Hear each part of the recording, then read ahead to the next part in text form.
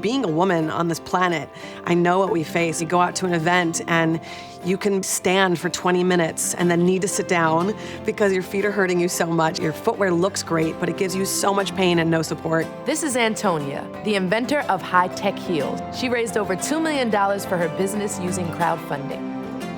As an entrepreneur, author, and mom, I know the challenges we face. Today, crowdfunding and technology have created more opportunities for women to fund their businesses. So let's meet a few who are changing the face of American business and see what we can learn from them. Hi, everybody, I'm Lala Anthony. Join me for Funded in America. So this is my grandfather's shoe. He fell off the roof at 15. One leg stopped growing.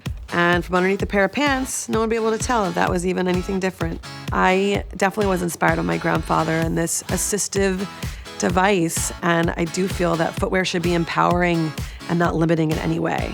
So I started to sketch out the ideas, and I came up with a blueprint of what I wanted to change about my own shoes. Finding that community early on through Indiegogo was so powerful. You have this idea and it proves that this idea needs to exist. You realize, wow, this is such a huge opportunity to serve all these people well. And then you realize, oh my goodness, now we have to get everything set up to serve these people really well. It's nice to meet you. I created a shoe that is a high-tech, custom fit, and also superiorly comforted shoe. We created an app, and it's through your smartphone, and you give us specifics about your feet. My toes are definitely Egyptian, for sure. And then you also take photos and do a tracing of your foot.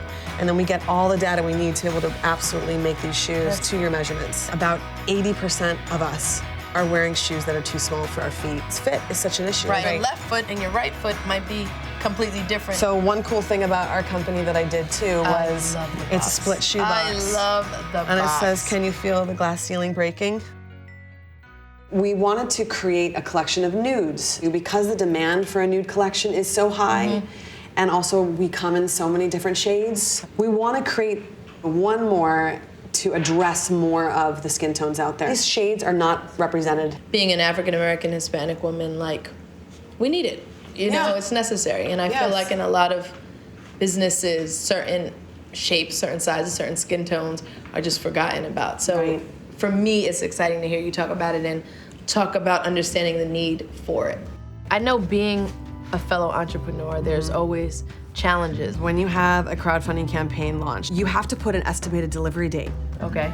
In the world of production and in the world of doing something new for the very first time ever, unexpected things happen. I know some people, they're like, I got this for my wedding. And I'm like, but this is a project we're doing together. I want to give you those shoes for your wedding, but I can't necessarily meet that specific deadline. I just realize it's going to be a little bit, sometimes, of a wait. I have a 2-year-old. I heard, you have a 2-year-old. How does that fit into the whole thing? It definitely has required me to be so disciplined and set boundaries for my time. It's definitely a balance you have to find because you're always being pulled in so many different directions. Mobility and technology is so important. I'm able to communicate with my team if I'm not in the office and I'm somewhere else, with my caregiver who is home, with my child, and it is really embedded into our lives in this common day and age. We talked about no one can do it alone. You have to have people that believe in your idea. So with that said, I was having a little conversation with your husband, and he told me about a particular person who was one of your first investors. So I brought her here for you today. Nice to meet you. I love this. Wow. It's so nice to meet you. And you are wearing the shoes. I'm a specimen. Last night we went out to dinner. My husband was like, oh, we're looking for a parking spot. I was like, don't worry. I think I can actually walk. I've been following you probably since the things. So I automatically, when I saw you come up on Indiegogo, I knew, I gotta help my girl. I want to be a part of something from the ground up like that. I just love supporting that. And women No, supporting women. women supporting like women. talking We about need to help before. each other way more than we do. This is great, and it's amazing to have people like you who support entrepreneurs. We can have the greatest ideas in the world, but without the support, it can't happen. Right. This is fantastic. Yes. Thank you so much. It's so nice to meet you too. Having an e-commerce business, sometimes you are so much behind the scenes. Right. And to be able to meet people in real time is a beautiful thing. And hear how it's improving their own lives. Right. It's very validating. As a woman starting a business, one of the most important things that you can cultivate as an entrepreneur is actually resiliency. There are going to be things that are going to come up that are unexpected, that are challenges that may derail you, but you have to learn how to just pick yourself back up again and say, okay, in the face of these insurmountable things that I'm dealing with, what step of action can I take? And how can I just bounce back from this and make the next best move forward? Because in entrepreneurship, you just have to keep moving forward. Be resilient.